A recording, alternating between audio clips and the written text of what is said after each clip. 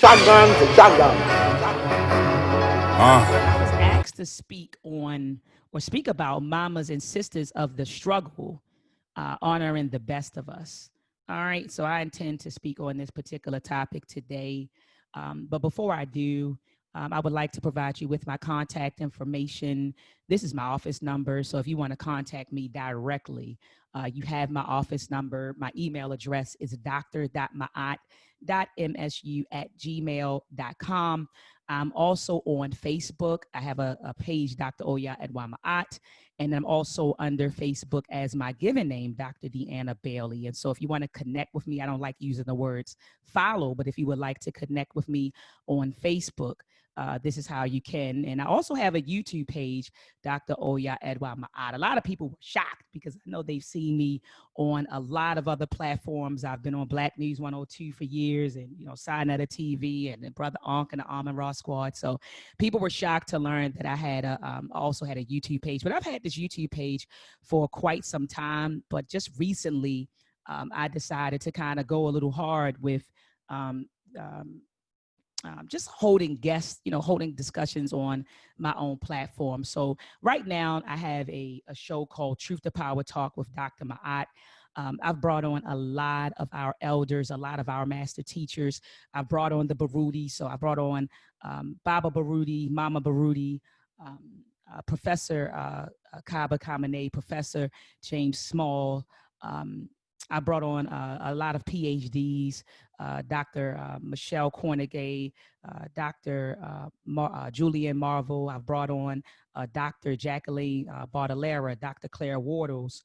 I've also brought on people like Anthony T. Browder and also Dr. Takai Kilimanjaro. So, when you get an opportunity, go on over to YouTube, type in my name, Dr. Oyama At, and subscribe to my YouTube channel, hit the notification bell so that as soon as I go live, you're notified. And check out these Truth to Power talks.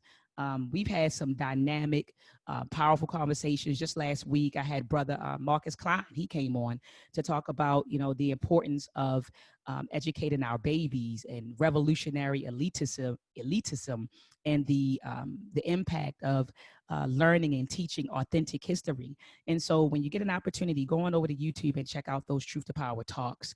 I also co-founded a book club with Sister Alima Njai, who is the wife of Brother Black Panther. I believe he either spoke yesterday or Friday in the conference. And so in 2018, she and I co-founded this book club, the Resurgence of the African Mind Book Club. So in short, we call it the RAM Book Club, where we're liberating African minds by reading one unit of work at a time. We meet every Sunday at 7 p.m. Eastern Standard Time on my platform, Dr. Oya Maat. So far, we have read The Blueprint for Black Power by Dr. Amos Wilson, The Falsification of African Consciousness by Dr. Amos Wilson, The African Personality in America by Dr. Kobe Kambon, Powernomics by Dr. Claude Anderson. And lastly, we just finished up Breaking the Chains of Psychological Slavery by Dr. Naeem Akbar.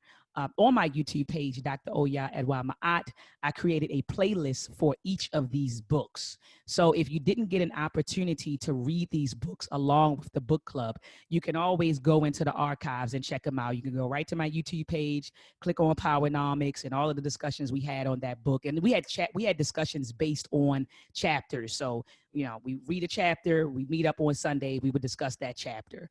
So it's broken down by chapter, each book. And so, if you didn't get an opportunity to read the book with us, you can go into the archives and check out those playlists. All right. So a little bit of background about myself. I did graduate from Morgan State University in 2003 with a Bachelor of Science in Electrical Engineering, and in 2013 with a Doctor of Engineering. And I'm currently the professor at the School of Engineering at Morgan State University. I actually went back maybe like 4 or 5 years after I graduated and began to teach and help to really rebuild the program, the undergraduate program. And so I've been there for since 2018, and I teach 4 classes there. I'm also the co-founder and president of Ed Anime Productions. Ed Anime Productions is a family-owned and operated company that creates educational materials for children. I'm also the executive producer of the Meltrek program, and I'll get into that a little later. I think my next slide actually shows the Meltrek program, and I'm also a U.S. Army veteran, served 8 years. I've published a number of technical papers. I'm in the process of publishing my first non-scientific, non-technical book, which is called African-Centered Education, the Vehicle to Empower the African World. That should be out in a year. But I do have several publications that are online. But again, these are technical papers, papers that have been published by Morgan State University, papers that have been published at various engineering conferences, such as, the Information Systems and Signals Conference, Digital Signal Processing Conference, and also the International Conference on Signal and Image Processing. In fact, I just published another paper this year in the American Society for Engineering Education. So I forgot to put that on here, but I just published something recently. So anyway, I want to dedicate this presentation to the mamas and sisters of our struggle. I mean, there were so many sisters and mamas that I could have named and highlighted. So I just wanted to put up a slide and just call out some of their names at this time. The first name I would like to call is my grandmother, Myrtle Bailey. If you do a quick Google search on her, she did a lot of work for the people of Baltimore City. She created a rec center called Martin Luther King Recreational Center, which is located on Mount Street, which is in West Baltimore City. So she was instrumental in establishing that recreational center. She also founded a program called Echo House for sisters, to help sisters, get a foot on in life and foot up on life. And so she is called Echo House. So anyway, Myrtle Bailey, I would like to call her name. B. Gaddy, I would like to call her name. And both of them are ancestors now. But B. Gaddy did a lot of work in Baltimore City. In fact, we have a museum in Baltimore City called the Blacks and Wax Museum. And she has a wax figure in the Blacks and Wax Museum. And so she was a very powerful sister. She's known for feeding the homeless. She shared with me when I was a 15-year-old girl that she felt like that was her calling. She said when she came up from North Carolina and moved to Baltimore, she said that, she struggled for a while and she knew what it was like to be homeless. And so when she got on her feet, she decided to give back to the homeless people, in Baltimore. And that's what she did. And people donated to her. She used a lot of her own money. She got money from the state, money from celebrities, and she took that money not to enrich herself, but to help the homeless people of Baltimore City. And so I just want to call her name at this time, Mama B. Gaddy. We have Ya Satiwa. We have Queen Nzenga, Carlotta Lukumi, our Queen Mother, Harriet Tubman, that your boy Kanye West tried to defame and act like the sister warrior queen didn't do anything. But Harriet Tubman, Sojourner Truth, you had Annie Malone, Madam C.J. Walker, Betty Shabazz. Can someone please mute their mic? Betty Shabazz, Coretta Scott King, Afeni Shakur, Asada Shakur, Angela Davis, Kathleen Cleaver, Marilee Evers, Mary McLeod Bethune, Ida B. Wells, Fannie Lou Hamer, Nina Simone. I mean, the list can go on and on and on, but I want to dedicate this presentation to our mamas and sisters. Some are still living, some have transitioned.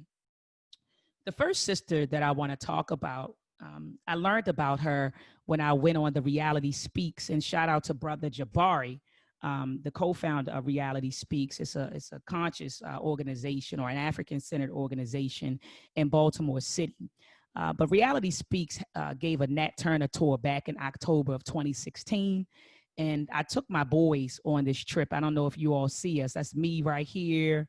Harvey is here. Isaiah is here. So we're in the back. And I believe we were on one of the plantations of one of the white folks who were killed during the Nat Turner rebellion. And so we all took a picture, and I'm looking for Brother Jabari in this picture, but I don't see him in the picture. I'm looking. Yeah, I don't see him. I don't see him. I see his cousin, but I don't see him. I think he actually took this picture, and that's why I don't see him. But this is the elder Brother Khalifa. And so Brother Khalifa took us around Southampton County to learn about the warrior Nat Turner. Okay. And so during the tour, he mentioned a sister. Actually, it was when we went to the courthouse and we went to the hanging site of Nat Turner. He talked about the people who were hung during the Nat Turner rebellion. And so he took us to the courthouse and he mentioned a sister named Lucy. And I've never heard of this sister before. So this was a sister who was hung with Nat Turner. And a lot of us don't talk about that. In fact, even in the movie Birth of a Nation, when they show, you know, Nat Turner and the boys, they never show the participants of, you know, the women or the woman, should I say. And so I started doing a little bit of research and I found this picture that was created by an elder. I don't know if he's transitioned, but I believe it's an elder who lives in Southampton County, Virginia. His name is James McGee. And the name of this painting is called On the Road to Jerusalem. All right.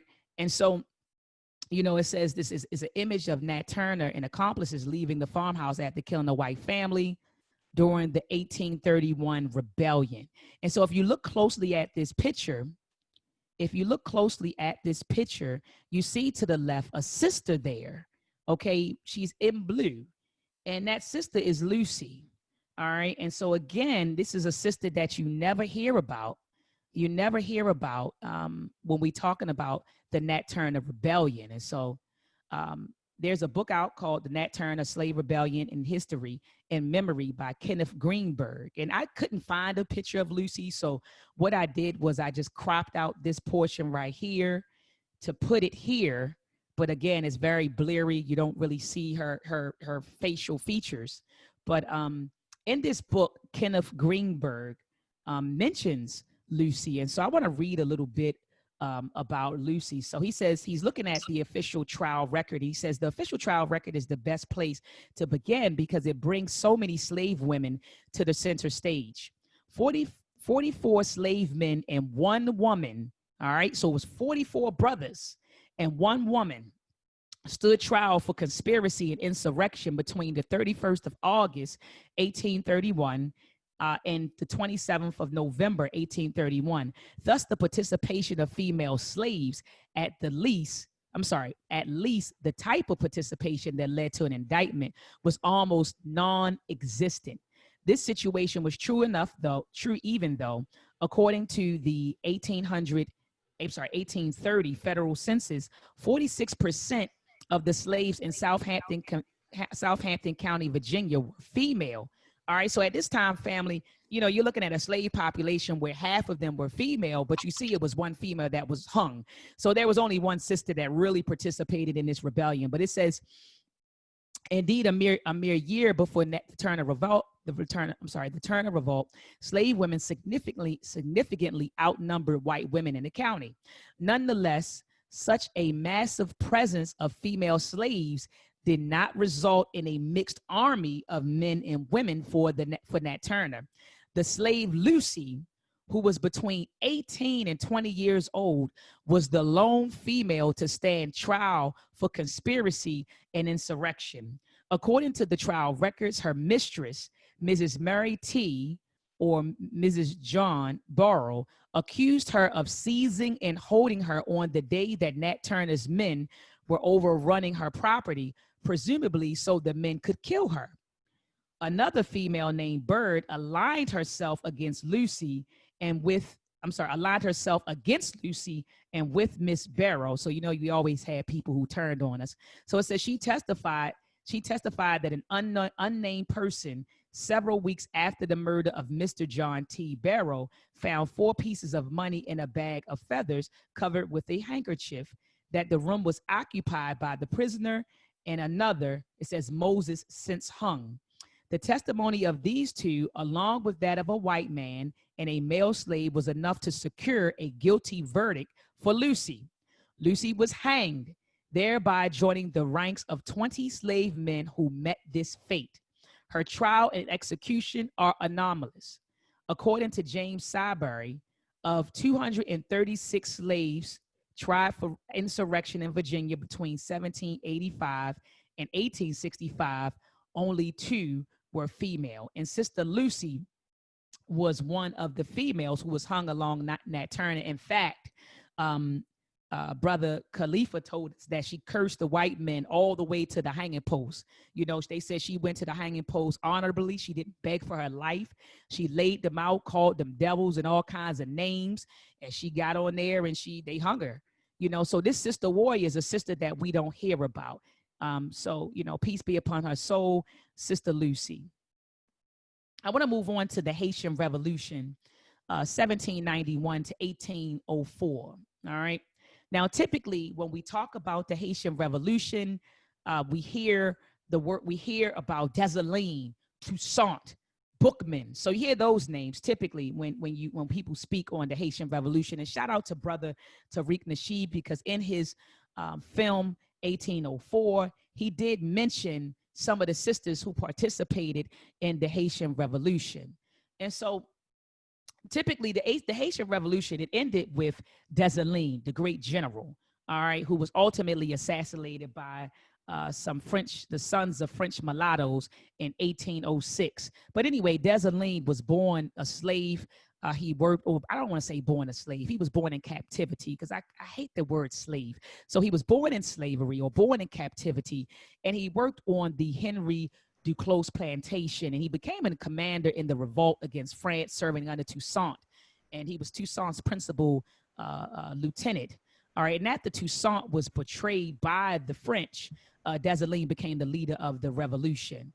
All right, and so Dessalines defeated the French army in 1803 and declared Haiti in 1804 as an independent nation. But what a lot of people don't know, can we please mute all mics? Can we please mute all mics? So what we don't know, or what people don't speak of, is the sister, we call her Mama Toya. All right, and Mama Toya, her given name was Victoria Montu. Victoria Montu was born, they said, around 1739, died in 1805. This was a Dahomey warrior queen, okay? She was a midwife, she was a warrior, and she was a healer. All right, and anybody that knows about the kingdom of Dahomey, you know that they were known for the female warrior tribe that they had. You know, they had a whole warrior, you know, army, female army, okay, in the kingdom of Dahomey. And so that's where this sister, where this sister descended from. All right. So before the revolution, Mama Montu, some people call her Mama Toya, she worked alongside Dessalines. They say that people believe that he was her aunt, and if they weren't related, I mean, he called her his aunt, his auntie. But she trained people while they were on that plantation. She taught them the art of war, including Dessalines. In fact, they said she taught Dessalines how to take out a knife and use a knife and how to do hand-to-hand combat. All right. And when the revolution kicked off, she served in the army and she fought during the revolution. They said, in fact, she commanded, you know, one of the armies, or one of the militias doing that. And so in 1804, Dessalines became emperor, and he gave her the title of Duchess. And so typically we hear about Dessalines, but there was a sister who trained him, taught him how to fight, you know, taught him how to fight. And he's regarded as one of the greatest generals. You know, people said he's better than Napoleon, you know. There was another sister.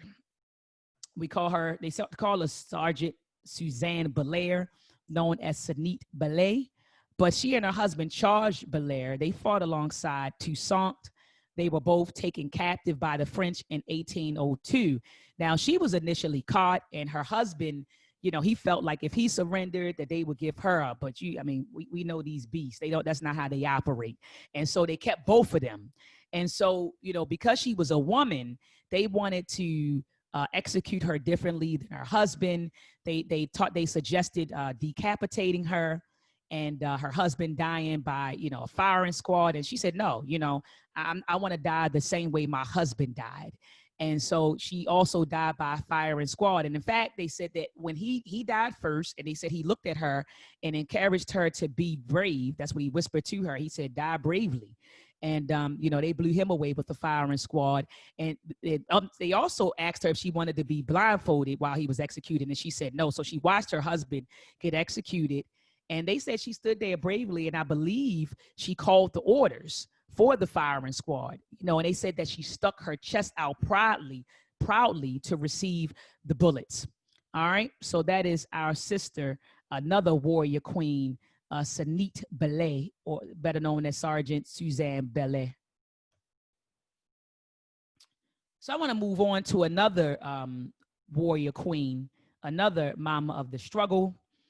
Typically, when we talk about Garveyism, Marcus Garvey and the UNIA, you never hear about Garvey's. We call her Garvey number 2. In fact, matter of fact, Professor James Small, he put me on with this sister a while ago, but she's regarded as Garvey she was his number 2 person. And this is another mama, Henrietta Vinton Davis. So this sister was born on August the 25th, 1860. She transitioned in 1941. Marcus Garvey proclaimed her to be the greatest woman of the Negro race today in his time. Okay. All right. By June 7th, 1919, she was the international organizer. She was also a director of the Black Star Line Shipping Company, as well as the second vice president of the Shipping Corporation. All right. It says she was one of the signers of the Declaration of Rights for the Negroes on August the 13th, 1920. And see, that's what we're celebrating when we talk about the 100 years of the whirlwind or the 100 years of the RBG. We got to remember that that they declared a flag on August the 13th, 1920. So that's the 100 years that we're talking about. And this is during that Declaration of Rights for the Negroes, they mentioned that the flag that we were going to adopt was the RBG, the red, black, and green flag. So that's what this thing is all about. That's why this particular Black August is extremely special, all right, because it's a centennial. All right, so anyway, she was one of the signers of the Declaration of Rights for Negroes on August the 13th, 1920. It says during the next 12 years, so after that, so from 1920 to 1932, she served as the international organizer, first and fourth assistant president general, delegate to Liberia, because remember at that time they was going over to Liberia to so that people could repatriate and all of that. And she was also a secretary general. And after Garvey was deported to Jamaica in 1927, she was elected and served as the president general of the UNIA from 1934 to 1940. I also read that while Garvey was incarcerated, she was one of the people who defended him. She also took over presumed a lot of the responsibilities of Garvey while he was behind bars.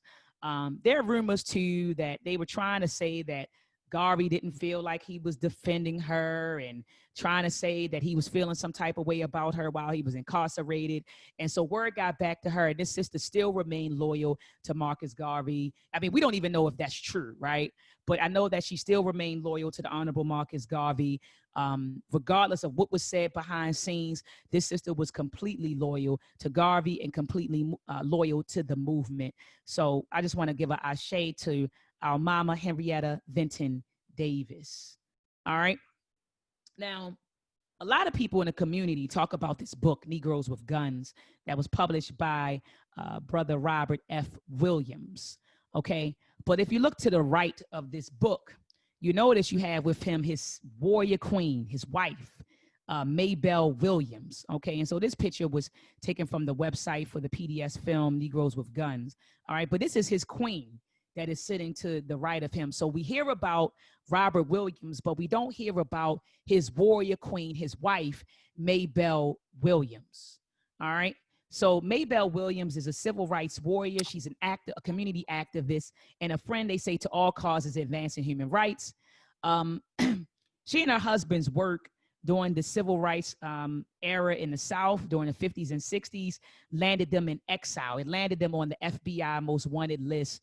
So Robert and Maybelle and their sons, they had to go over to Cuba. And I know a lot of us know about Cuba. I think Kathleen Cleaver, Eldridge Cleaver, Assata Shakur, all of them at one point had to flee. They were in exile in Cuba. Assata Shakur is still there, in fact. But they found sanctuary in Cuba, and later on, they went to China. While they were exiled, Robert and Maybelle, they created a newsletter called The Crusader and founded a radio program called Radio Free Dixie, which was broadcasted from Cuba and could be heard throughout the South. Their work was featured in a number of other publications during that time, and they made countless public presentations. And Robert actually documented all of their struggles in his book, Negroes with Guns. But again, we typically hear about him, but you don't hear about that warrior queen that was by his side, putting in work right there with him. All right. I also want to highlight and mention this warrior sister, Maggie Lena Walker. All right, Maggie Lena Walker. I want to begin with a quote. Let me move this down so I can see it. She says, "First, we need a savings bank. Let's put our monies together. Let us use our monies. Let us put our money out at, it says, usury among ourselves and reap the benefits. And reap the benefit ourselves. Let us have a bank that will take the nickels and turn them into dollars." So this is what Maggie L. Walker said at the Independent Order of St. Luke annual convention in August the 20th, 1901. All right. And so this sister was a businesswoman and she was a teacher. In 1902, she published a paper for the organization called the St. Luke Herald. She chartered the St. Luke Penny Savings Bank and served as the bank's first president, which earned her the recognition of being the first African-American woman to charter a bank in the United States. Says that the St. Luke's Penny Savings leadership also included several female board members. Now, wait a minute. So we talking about female empowerment today because you got people listening to this WAP crap and calling this crap female empowerment. Now, what we just read was female empowerment. Let me repeat this again. She chartered her own bank. Okay, so hold up. Let me go back to the quote. So in this quote, she's encouraging Black people to pull their money together and reap the benefits of their own money. She said, turn their nickels into dollars. All right. And then she started her own bank. Became the first African-American woman to charter a bank in the United States. And then she put several sisters in leadership positions. And I'm sorry, families, forgive my passion. But when I talk about Black empowerment, I can't help but to get empowered and I can't help but to get passionate. Ashe? So anyway, this is female empowerment. I'm laughing at these sisters online. Actually, it's not even funny. It's sad that they think singing about WAP, and I'm not going to say what the acronym stands for. We all grown. You should know what the acronym stands for. They think that that's empowerment. No, this is empowerment. What was empowering was when Anna Turnbull Malone put Madam C.J. Walker on with the formula. Some people say Madam C.J. Walker stole the formula. We don't know what happened, but we know that she definitely got Madam C.J. Walker started. But these sisters raised the social economic status of Black women back in their time. Because see, before Annie Malone, before Madam C.J. Walker, most sisters, we could only find work in the domestic arena. So most of us were cleaning houses of white folks. Most of us were cleaning hotel rooms, or we were working in kitchens. We had to do domestic work. But when these sisters came on the scene, they made Black women entrepreneurs. They sent Black women to school. They put Black women in the labs to produce formulas. Do you understand what I'm saying? That's female empowerment. Singing about WAP is nothing empowering. It's nothing empowering about singing about WAP. So anyway, guys, I'm sorry. I know I went off on a tangent just now, but speaking facts. Yeah, I'm sorry. I forgive my passion, but it's just every time I hear sisters call that that video empowerment, I'm saying, how is this economically and politically and socially empowering you? They're promoting whore culture, and whore culture is not going to do anything for the liberation and advancement of African people. So anyway, moving on. So she served as a chairman of the board of directors when the bank merged with two other Richmond banks to become the Consolidated Bank and Trust Company, which grew to serve generations of Richmonders as an African-American owned institution. All right. And so what happened, family, is that this bank, during the Great Depression, they started losing money. And so she ended up merging with two other banks, and they became the Consolidated Bank and Trust. And so they flourished through the Great Depression. So a lot of banks closed during the Great Depression. They closed their doors. They stole people money. I'm thinking about the Freedmen's Bank. I believe it's called the Freedmen's Bank, that stole everybody money after it closed. But anyway, a lot of banks closed during the Great Depression. But this sister said, wait a minute, we're going to keep on going. We're going to keep on going. We're going to merge with another bank or two other banks, and we're going to remain open. And so they remained open through the Great Depression. All right. And so this picture that you're looking at is the interior of St. Luke's Penny Savings Bank in 1917. So this is what the inside of it looks like. And so I know that a lot of her, and she also bought a property in Richmond, Virginia, and it's like called a historic site at this point. And so I want to make a pilgrimage up there to see this sister's, the things that this sister built. So I want to move on to Zora Neale Hurston. All right. So Zora Neale Hurston, this sister was born in 1891. She transitioned in 1960. All right. And so she says, I have the nerve to walk on my own way, however hard, in my search for reality. Wait a minute. In my own search for reality, she says, rather than climb upon the rattling wagon of wishful illusions. Oh, I want to read that again, family. Mama Zora Neale Hurston said, I have the nerve to walk on my own way, meaning controlling my own destiny, being self-determined.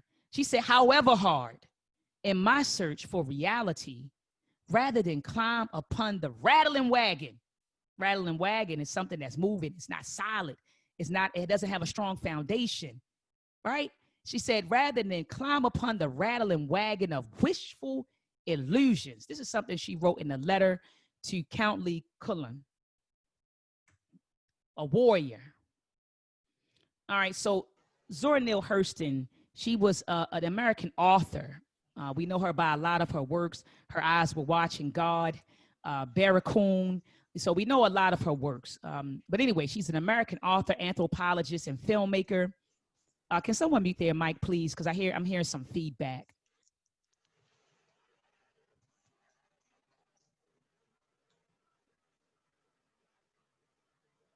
Okay, at this time, can someone mute their mics? I can't see unless I stop sharing my screen, but I hear like a microphone and some feedback. So before I continue, could you please mute your mic?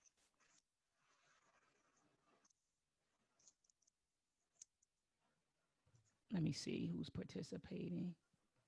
It's Empress. Empress, make sure you mute your mic. Oh, I don't have the power to mute her mic. Can you mute her mic? Because I'm not a moderator. So one of the moderators, can you please mute Sister Empress mic? Thank you so much. All right, so now I'll hear it. Okay, so she is an American author, anthropologist, and filmmaker.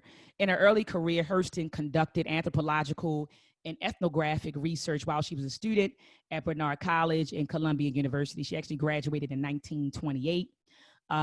Zora traveled extensively in the Caribbean and in the American South. And it says she immersed herself in local cultural practices and wrote about them. So she learned about African spiritual systems, history, language, folklore, folk songs. All right. She had an interest in African-American Caribbean folklore and how these contributed to the community's identity. So she wrote fiction about contemporary issues in the Black community and became a central figure in Harlem Renaissance. It says her short satires were drawn from the African-American experience and racial divide.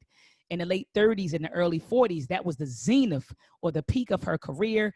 And she published a number of works, including her masterpiece, as I mentioned before, Their Eyes Were Watching God. There's a beautiful book, and I don't want to go in my son's room. His little butt is asleep right now. And I just brought a book from him, purchased a book off of Amazon. A brother has a children's book about Zora Neale Hurston. It's a fabulous book, family. As a matter of fact, let me look it up because I don't want to make sure that I'm giving you the correct name of the brother that I got the book from, but it's a beautiful book. I actually got 2 books from him. I'm sorry, let me see, orders. Give me 1 second, family. I'm pulling the name up. But it's a wonderful children's book that you can get. Here it is. Okay, it's called Zora, The Life of Zora Neale. The Life of Zora Neale by Dennis Brendel Ferdine. Okay, Dennis Brendel Ferdine and Judith Bloom Ferdine. So I guess husband and wife team. they actually publish a lot of books about our people. And so they have a book called Zora, The Life of Zora Neale Hurston. It's by Dennis Brindle Ferdine and Judith Bloom Ferdine. Okay. And the book is only $8.69. I grabbed that for my son. It's a beautiful book, has a lot of pictures in there, and it teaches children about the life of Zora. All right. Zora Neale Hurston. I also purchased a book from him called Barracoon, The Last Story. I'm sorry, let me pull it up. All right, Barracoon, The Story of the Last Black Cargo. And so in this book, she interviewed a brother who was a captive. He was captive from his native land, of course, Africa. He was captured over there, and he was brought over here on a ship called the Cordelia. They actually just recently found the Cordelia, I believe, down in Alabama. And so anyway, Zora Neale Hurston was able to interview and capture the story of this brother. And so I purchased both of those books for my son so that he could learn this history, and I encourage you all to do the same. I want to also highlight, and I think I have probably 2 females left, and then I'll open up the floor for, questions or comments. Dr. Charcy Charlotte Lawrence, this sister published a book called Criminalizing the Race, Free Blacks During Slavery. And so typically in the community, we talk about Dr. John Henry Clark, Dr. Jacob Carruthers. You hear names, Dr. Ben, you hear all of these names of the brothers, but we never hear about the sister warriors. I mean, we struggle just to hear about Dr. Frances Cress Welsing, So you had Dr. Frances Cress Welsing. We have Dr. Marimba Ani, right? Or Nana Marimba Ani. So you have Dr. Marimba Ani, Dr. Frances Cress Welsing, but that's about it. You typically don't hear about people like Dr. Charcy Charlotte Lawrence. You typically don't hear about this sister, but let's learn about her today. She was a teacher. She was a scholar. In fact, she was the first woman president of the African Heritage Studies Association, founded by our recent ancestor, Dr. John Henry Clark. She served on the executive board for many years and used this position to help mentor numerous young researchers and scholars in their development, along with her commitment to a number of organizations, including the Association for the Study of Classical African Civilizations. Doc held down several teaching posts, so she was also a teacher. So she was a teacher, and she worked closely with Dr. Carruthers. In fact, when she transitioned, Dr. Carruthers wrote a beautiful letter that was read at her ceremony. All right. And so they praised her. They praised her work. She did a lot of work, a lot of research on the origins of institutional racism and that connection of, and that connection to the mass incarceration of African-American people, and particularly African-American males. And so, today I know that we have the book, The New Jim Crow by Dr. Michelle Alexander, but I want you to understand by Dr. Michelle Alexander, there was a Dr. Charcy Ashe. The last sister that I want to talk about is Sister Charletta Bass, all right, Amanda Spears Bass. This sister was born in 1874, and she transitioned in 1969. Now, a lot of people are running around saying that Kamala Harris is the first Black woman to run for vice president, or they're calling her the first African-American woman, which is foolishness. In fact, I'm getting ready to do a show on is Kamala Harris an African-American? In fact, I actually did a show with Professor James Smalls back in June entitled The African-American Identity. What does it mean to be an African-American? So please, family, go to YouTube, just type in Professor James Smalls and Dr. Ma'at, and it'll pop up. Because Kamala Harris isn't a Black woman. She's a woman of color. If you're saying that Black means woman of color, then you would say she's Black. But when our ancestors were screaming, I'm Black and I'm proud, they weren't thinking about people like Kamala Harris at the time. Kamala Harris, I'm sorry, I keep saying Kamala, but Kamala Harris, all right? So she wasn't the first African-American woman or Black woman to run for vice president. As a matter of fact, it was Sister Bass who was the first Black woman to run for vice president. In fact, she ran it was a party called the Progressive Party. So she ran on that ticket. And so there was a sister, Sister Asia Waller on Facebook. She put this information out there, and I actually fact checked it. So everything she said was right and exact. She put it out on Facebook. And so I just want to give her accolades for doing that. I never heard of this sister, so I thank Sister Asia for bringing this to my attention. All right, she says that Kamala Harris is the first biracial VP candidate. The first Black woman to run for vice president was Charlotta Bass. She started out as a Republican, then she switched to the Democratic before she denounced both parties for entirely neglecting the Black rights and women's rights. I want to read that again. She started out as a Republican, and most of our ancestors, by the way, were Republican because, you know, Abraham Lincoln, he allegedly freed us, you know, in 1863. And so, you know, during the Reconstruction period, they brought a lot of Black people. He put a lot of Black people in political positions.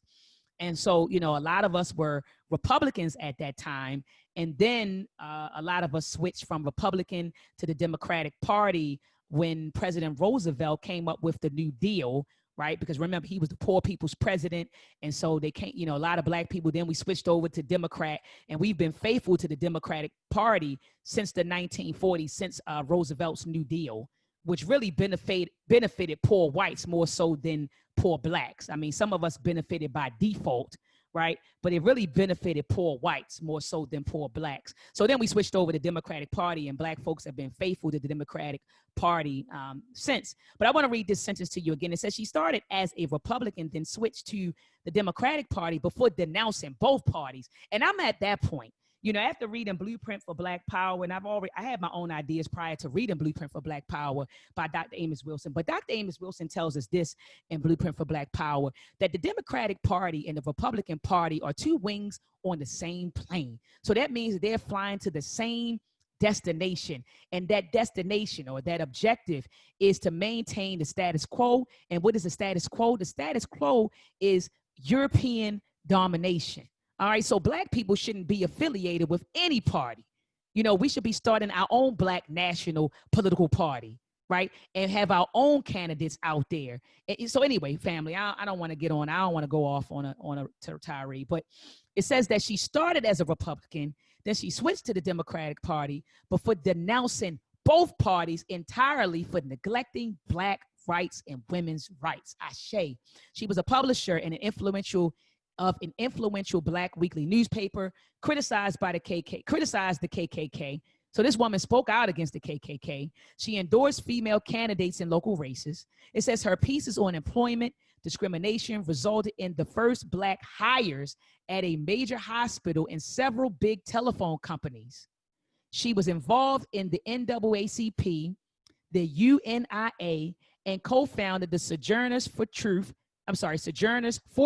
and Justice. So then Asia goes on to say, if your presidential and VP candidate don't have a rap sheet like this, she said, I'm not sure what the celebration is really about. So anyway,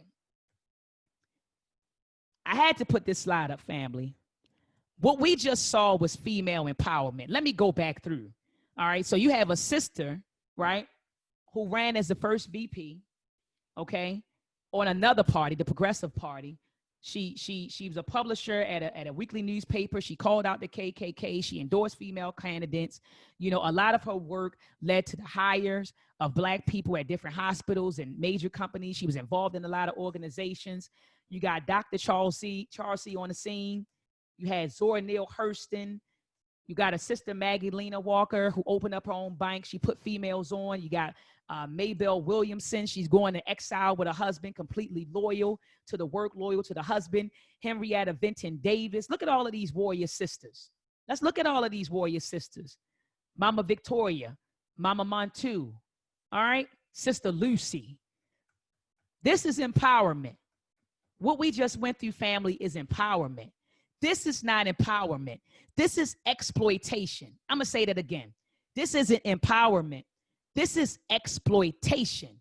And they've been exploiting Black women since the beginning, since they came over to Africa and started kidnapping us. They've been exploiting this. I call this plantation behavior.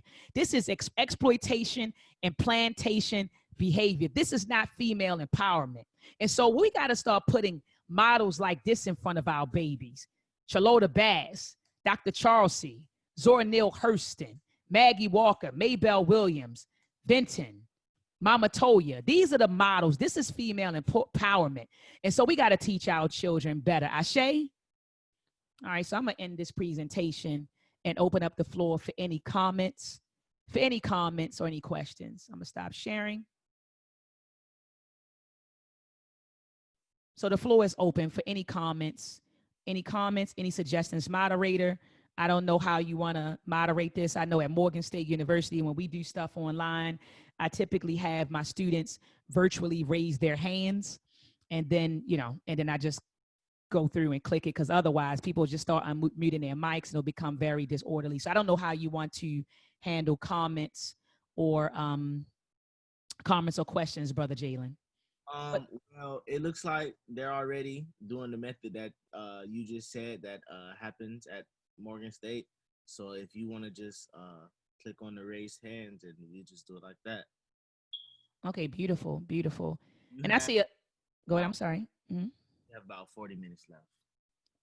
Okay, cool. I'm going to be out of here at 11:04. So I told him I was going to give it an hour, and yeah, I was going to give it an hour. Oh yeah, Brother Kwame. So I see a lot of brothers and sisters in the building. Sister Keisha, Sister Tria, Sister Empress. Oh, Sister Empress said she couldn't hear anything. I see Brother Larry Shaw, Brother Larry Shaw, Gucci Motivator in the building. Brother Roglass, Sister Dorothy Butler. Yeah, Brother Kwame, absolutely. I said that she called the order, brother.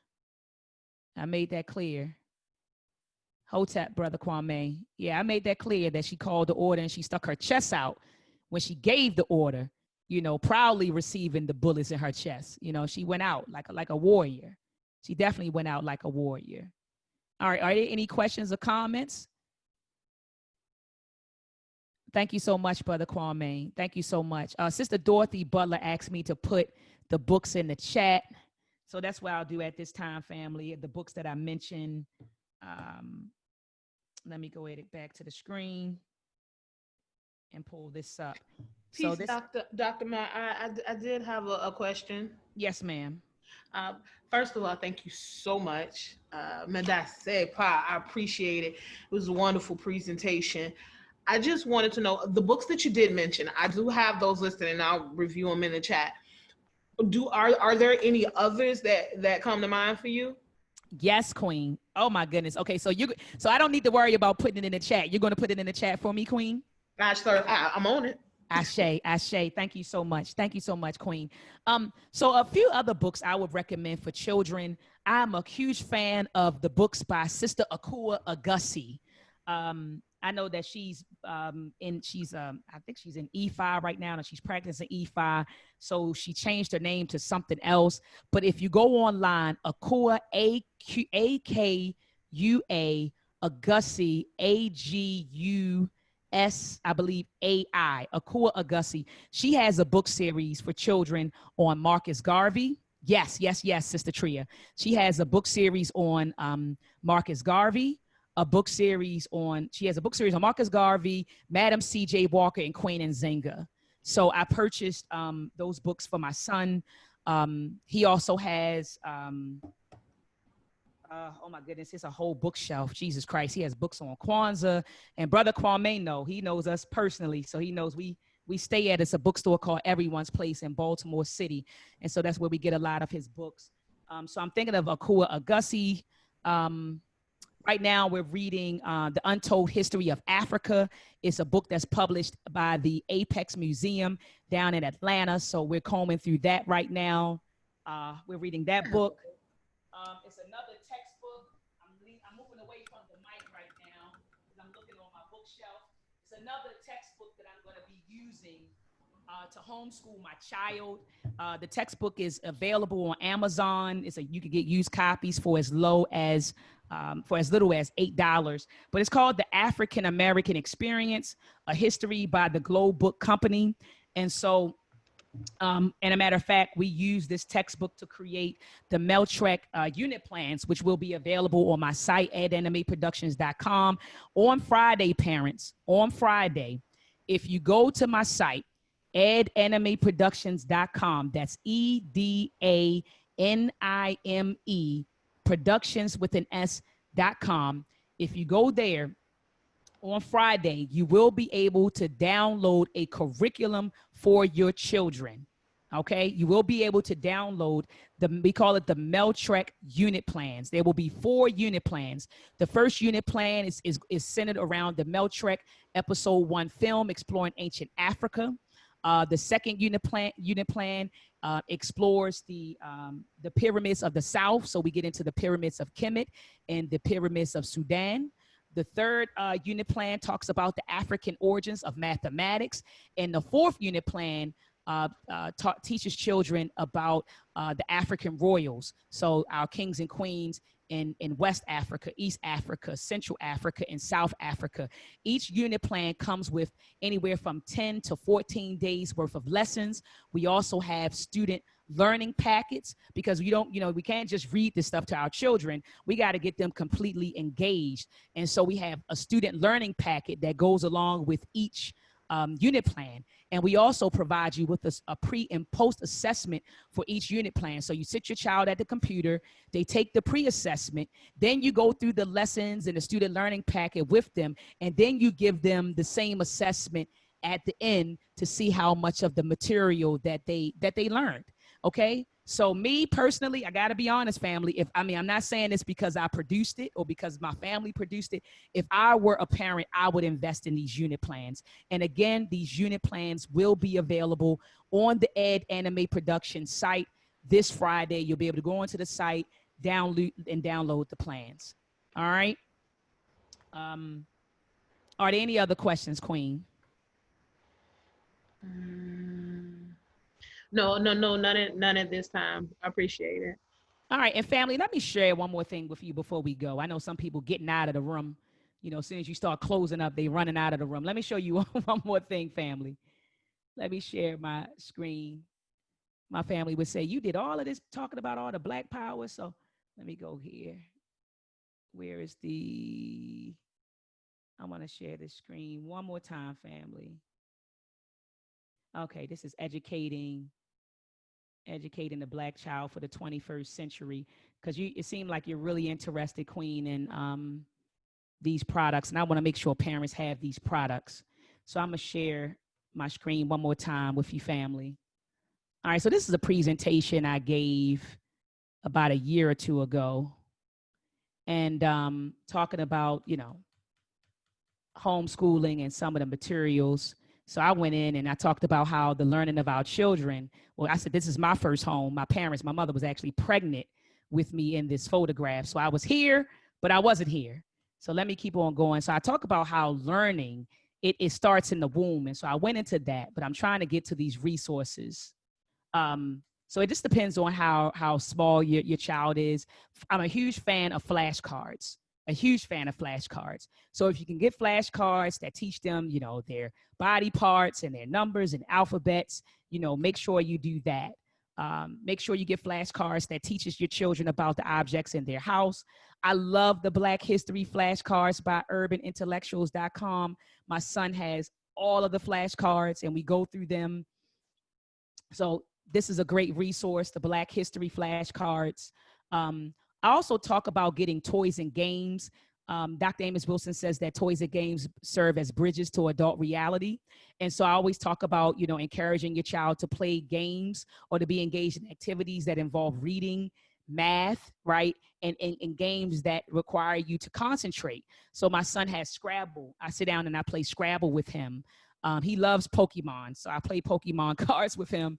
Jenga. So we play Jenga where we build the blocks and we keep taking the blocks apart until one of us makes them collapse, makes the building collapse. And then he plays Blades. So Blades are these things that spin around. And so you have these kids they battle with the Blade. So you could put them in a stadium and then you can have them battle with each other and they spin around and they battle until one of them bursts. And I was able to teach him physics with Blades. So I talked about, taught him about velocity, force, friction, right? Using blades. So anyway, I'm a huge fan of science kits. So my youngest is here. He's 10. My other two, they don't look like this anymore. This picture, they were like 12 and 13, but they build a robotic arm. So I'm a fan of home. I'm a fan of, just homeschooling my babies. My son is right here working on a computer program. So, learning how to code. So I've always taken them to the library to do certain things. So I'm a huge fan of science kits. So these are science kits that we personally own. Kits that a kit taught them about the heart. Another one taught them about chemicals. So that's chemistry. Also Meltrek. I forgot to tell you guys about Meltrek. All you have to do is just go to Google, type in MELTREK, and a link to our website will pop up. All of the information on the Meltrek program will pop up. And so definitely Meltrek.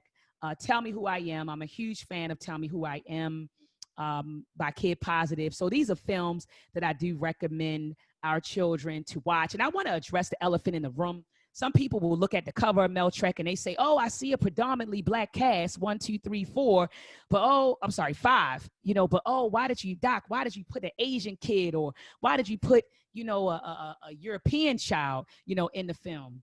I want to tell you what Dr. Claude Anderson shared with me personally, and also what he wrote in his book, Powerdomics. He says that we should buy from each other, but sell to everyone. I repeat, buy from each other and sell to everyone. White folks for years have put things in front of us. They will show you a predominantly white cast, and they'll put a token Asian or a token Hispanic or a token Black in the cast, and then they'll call it diverse. And what do? We buy it. So I did what they did. I created a cast that appears to be diverse, even though it's predominantly Black or predominantly African, and I gave them token colors. So again, I'm selling to everybody, but I buy from my people, Ashe. But the Meltrek episode 3, exploring the Ma'afa, will be an all-Black cast. In fact, I believe we have the cover. Oh, I think I stopped sharing. I don't know. I don't think I stopped sharing. But we have the actual cover is on adannimeproduction.com now, because we're going to be exploring the Ma'afa. And in the plot, I don't even want to give the plot away, but I'll just say that Meltrek exploring ancient Africa. Meltrek exploring the Ma'afa, which is part 3. That particular film is going to be teaching children about the origins of the transatlantic slave trade, or the African diaspora. And so because of that, and because of the plot, we made it an all-Black cast. And so for those who say, I want an all-Black cast, you have the all-Black cast, but it's because of the plot. But again, Dr. Ma'at is buying from our people and selling to everyone. So anyway, there's another book series called The Adventures of Obi and TT. I love that particular book series. So sis, if you could put that in the chat room, that would be greatly appreciated. It's like it's 6 books. And so my son, he's read all of them.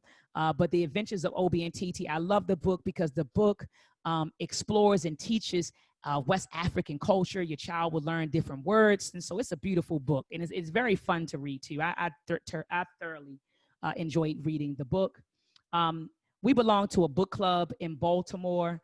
We meet at, we used to meet at the Enoch Pratt Library, but we haven't met in quite some time. We went strong for about 2 years. But notice that you see our babies reading together, and they were reading a book called Counting on Catherine.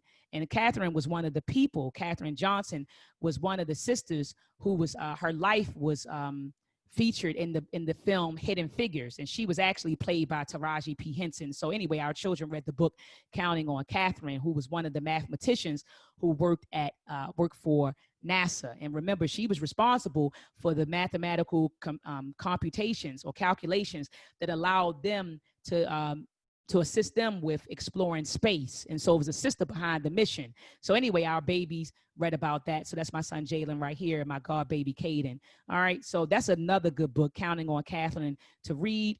The Meltrek storybook is another a great book to read. And these were the books I was talking about by Akua Agassi, her Marcus Garvey book, her Queen and Zenga book. She also has a book on Madam C.J. Walker. There's a beautiful collage that's on melanatedgreats.com. It's a beautiful collage that you can purchase for your children. So if you notice, I have Jalen coloring Malcolm X. All right. And so we have Harriet Tubman and Khalid Muhammad and Sojourner Truth and Asada Shakur. So you can get this collage for your children on Melanated Greats. And you see here that I have my baby sitting at the table. I think this was a Friday night. We may have ordered some pizza. And I call it Family Fun Fridays, where we sit down and we do something fun, but we do something that's fun and educational. All right. And so they're sitting at the table coloring this particular collage. And so again, I'm not giving you anything, family. I'm not asking you to purchase something that I don't utilize myself. Also, go get the Meltrek Coloring Activity book. We made this a digital download. And so now you can go on over to the website at nmaproductions.com and download this activity and coloring book ASAP. All right. We're also coming out with a coloring activity book for Meltrek episode 2. This should be available probably within the next week or so. All right. So I think those are all of the resources. I think in this particular presentation, I was driving home the importance of us celebrating African holidays and participating in African rituals and buying from our own. So anyway, but those are the resources, family, that I wanted to share with you if you're interested in purchasing resources for our babies. Are there any other questions?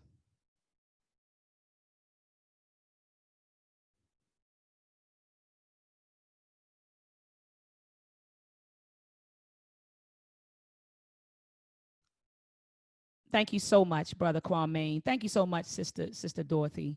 I appreciate it. Thank you so much. Thank you so much. We got I had Brother Marcus Klein on my platform a few days ago. And I mean, he and I, we were just vibing hard and just talking about parenting and education and how, the household culture has to align with the culture of the school system and how, it's a disconnect and confusion and chaos when it's not, you know what I mean? And I've actually witnessed that in my own household. And, I was encouraging parents during that live stream to just homeschool your children with an African-centered curriculum. Hell, you homeschooling them anyway. The schools are shut down right now. And so the only thing that they're going to do is sit your children at a computer now, right? And the teachers are going to put up a European curriculum, and you're going to sit at the computer with a European curriculum to educate your child. So right now is the perfect time to just homeschool your baby anyway. Go online. It's a lot of people. Akabin Homeschool Academy by Baba Baruti and Mama Ya Baruti. They have an African-centered curriculum, and I believe it's available online. I know that Baba Amin with the Uhuru Academy, they have an African-centered curriculum online, and Brother Marcus Klein has a curriculum, an African-centered curriculum online. And so he asked a question during the live stream. And family, again, you can go right to YouTube, type in Dr. Ma'at and Brother Marcus Klein, and this discussion will pop up. In fact, it's the last discussion that I did on my YouTube page. But he said, parents, we have to ask ourselves the question, what kind of children do we want? Do we want mediocre children? Like what kind of child do you want? He said, I'm in the business of trying to produce the new African, a new African, which is an African that is armed with knowledge of self and an African that understands his or her commitment to nation building. He said, that's the type of African I'm trying to produce. So you got to ask yourself, do you want mediocre kids? Do you want your child to just go through the K through 12 system and they come out with this European mindset? They go get a job. They go work for Europeans. They collect Social Security, maybe, right? Because they're saying that Social Security might not even be around. What type of children do we want to cultivate? And if you're saying that you want to cultivate a child that's armed with knowledge of self, a child that has Afrocentric values as opposed to Eurocentric values, then you need to be educating them or utilizing an African-centered curriculum to educate our babies. Our babies are out of control right now. And that's because of the curriculum. That's because of the household culture. It's insanity. We're caught up in European culture. So I love the fact that Mama Ya Baruti yesterday did a lecture on, she called it a Sankofian view, in trying to reclaim ourselves and our identity. So trying to recenter ourselves. I believe it was called in Sister Tria or brother Jalen, if you could put the title in the chat, that would be great. But I know she did a whole build on that yesterday. I heard she killed it, brother Kwame. I heard she killed it. A Sankofian view, I believe, to get back to self or something to that effect. But that's what we have to do. Because right now, this culture is insanity. You saw the last slide that I put up where you got our young people running around saying that the WAP video produced by Cardi B and Megan Thee Stallion, and we know a stallion is a male horse. So Megan Thee Stallion, that's empowering. Do you understand the insanity that our children are mixed up in? And that in European culture is insane. And so I don't even want to get into Dr. Marimba and Yorugu right now. It's insanity and it's sick. And thank you so much, brother Jalen, for that. A Sankofian view to find our way home. Ashe. So that begins the teaching of our children. If we want, mediocre kids, go and send your child to the public food system if you want. But if we're serious about nation building, then we have to cultivate a consciousness for nation building. Ashe? And the only way to cultivate that consciousness or that conscious to nation build is to educate our own babies. And that education starts in the household. All right. And so I'm done. I'm done ranting, family. I'm done ranting, family. Thank you so much for joining in. Do you have any more questions or comments in the chat? And brother Jalen, I see that you are recording this. I meant to hit the record button. So if you can provide me with a recording of this, that would be greatly appreciated, brother. You can just email it to dr.maat.msu@gmail.com.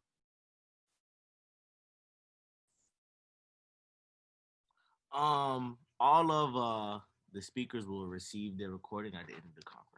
Oh, okay, beautiful. Thank you so much. Thank you so much. All right, so I don't have anything left to say. Sister Dorothy Butler said, "You are speaking to my soul." I shake my sister. Kwame, that's my line, the public food system. All right, so I'm finished, family. Thank you so much for joining in. Again, I appreciate you deciding to come into the red room. I do appreciate it. I saw that we got up to like 15 participants. And so I appreciated that. Family, please don't let this be the last time that you connect with me. Connect with me on Facebook. Again, I have two Facebook pages at the moment. Facebook is notorious. Facebook is notorious for taking my pages down. So connect with me while you can. I have a page, Dr. Oya Ewamaat, on Facebook. And I'm also under Facebook under my given name, Dr. Deanna Bailey. Also connect with me on YouTube, family. Connect with me on YouTube. Again, I've had a lot of powerful shows. Go into the archives, check them out. Go on YouTube, type in Dr. Oya Maat, click on my page, subscribe to my channel. Okay. And when you subscribe, because a lot of people, they'll subscribe, but then they forget to hit the notification bell. So when I go live, they're like, "Oh, Doc, I didn't get the alert," or blah, blah, blah. So when I do go live, you will be notified. So click the bell so that whenever I go live, I post a video, you will be notified. And I'm not like Dr. Boyce Watkins, and this is no diss to him, but you don't have to worry about a bunch of notifications. I typically go live maybe 2 to 3 times a week, 3 times max. But for the most part, I go live around 2 times per week. And so you don't have to worry about getting a whole bunch of notifications from my YouTube page. All right. And go and check out our previous discussions. Again, I had on Brother Marcus Klein. Let me go back to my page right now. I had on Brother Marcus Klein. We discussed revolutionary elitism, authentic history, and effective education. I brought on Dr. Kwaba Kamene. We talked about spirituality before religion. I brought on Miss Sharia Lovelace. We talked about why we should not view Black celebrities as leaders. And I felt impelled to do that because a lot of people are running around because of Beyonce's Black is King, and they're saying she's the face of pro-Blackness and all of this crap. And so I had to did that. Nick Cannon, he wanted to put out pro-Black messages, but we see him backpedaling, and kissing up to the Jewish community. So anyway, I felt compelled to talk about why we should not view Black celebrities as leaders. I brought on Professor James Smalls to talk about Pan-Africanism. I've brought on Baba Walimu Baruti to talk about African liberation and African nation building. I brought on Brother Parrish Mosley to talk about stocks and investments and savings and financial literacy. Brother Omar Wiley came on to talk about the life and legacy of Marcus Garvey. I brought on Dr. Makasa Africa to talk about the value in reinstitutionalizing rites of passage.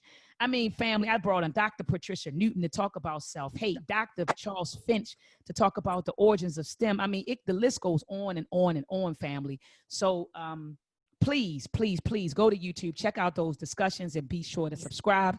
Thank you for listening to this presentation. I know I said I would only be an hour, and I ended up doing almost an hour and almost the whole time, Brother Jalen, actually. But thank you so much, family, for listening. Peace and Black Power. Doc Maki.